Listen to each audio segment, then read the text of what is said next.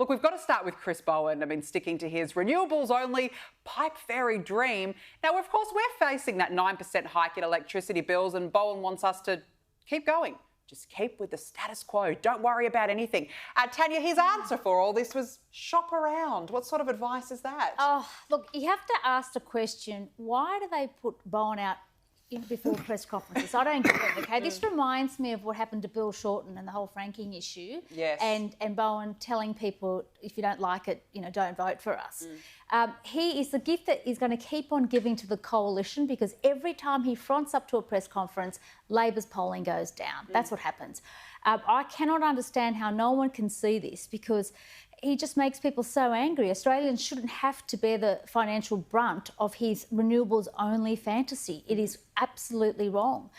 And Dutton's right to call that he should be sacked, and to remind Australians that, yes, we're coming up to a budget and we're likely to see the government yet again announce an extension to this, energy rebate that never happened in the first place. The never. And people need to know that it was a hollow statement to begin with, and it will continue to be hollow.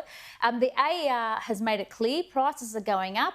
We've got an unreliable energy network in Australia. We've got coal has been just the power stations are dilapidated and in post-Soviet era standards now, unfortunately, and renewables are just not there meeting the needs. But this is the problem, and the transition, Teena, is happening back to front. We're racing to shut down all these coal-fired plants. We're not even ready there for this renewables dream.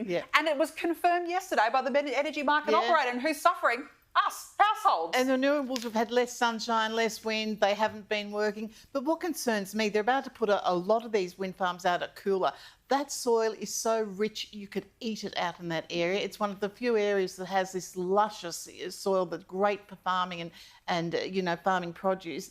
And to think they're going to rip all that up and put these wind farms in, I can't believe it. I mean, Bowen's not going anywhere because there's a factional stitch up. They dish out based on who's in what faction. So sadly he's there. But I'm happy about that because, as you say, every time he opens his mouth, people can tell he's lying, and it's good for us. Well, look at him yesterday at that press conference. He looked stressed out. He was stressing and he won't admit that everything he's done has been an absolute disaster from the very beginning. Around, why don't we shop around for a new government? That would be better. That's what we need to tell That's what we need. Shop around for a new government.